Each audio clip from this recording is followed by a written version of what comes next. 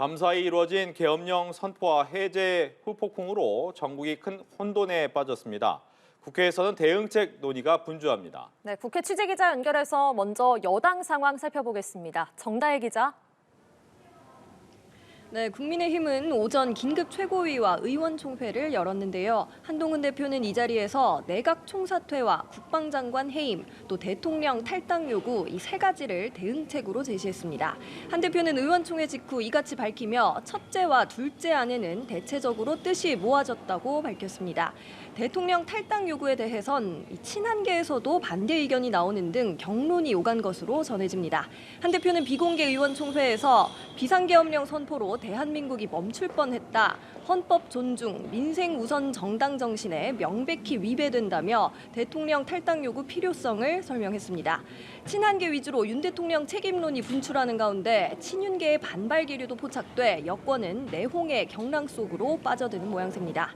이번 사태와 관련해 당 지도부는 오후 2시 한덕수 국무총리와 대통령실 참모진과 회동을 갖고 있습니다. 이런 가운데 국민의힘 소속 광역단체장들로 구성된 시도지사협의회도 윤 대통령의 대국민 사과를 촉구했습니다. 네, 야당 상황도 짚어주시죠. 민주당은 윤 대통령 탄핵을 추진한다는 입장이죠?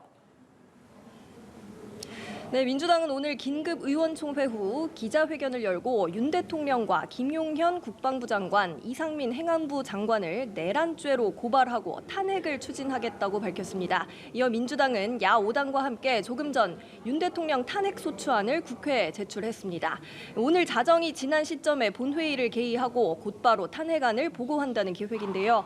탄핵안 의결은 보고 이후 24시간 이후 72시간 이내에 해야 합니다. 민주당은 또 내일 행안위 전체 회의를 열고 비상계엄 사태와 관련한 긴급 현안 질의도 한다는 방침입니다.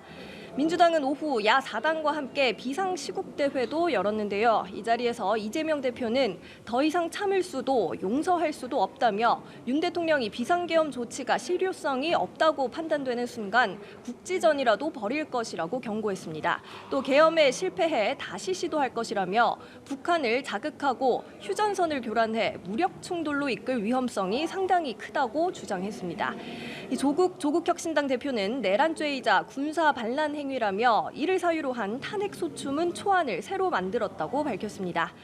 한편 국회 사무처는 계엄군의 심야 국회 진입 당시 CCTV 영상을 공개하며 책임을 묻겠다고 항의를 했는데요. 김민기 국회 사무총장은 비상계엄 선포 후 두 차례에 걸쳐 계엄군 280여 명이 진입했으며 물리력을 행사해 난입했다고 설명했습니다. 또 신변 보호를 위해 오늘부터는 국방부 직원과 경찰 등에 대해선 국회 청사 출입을 전면 금지 조치했다고 밝혔습니다. 지금까지 국회에서 전해드렸습니다.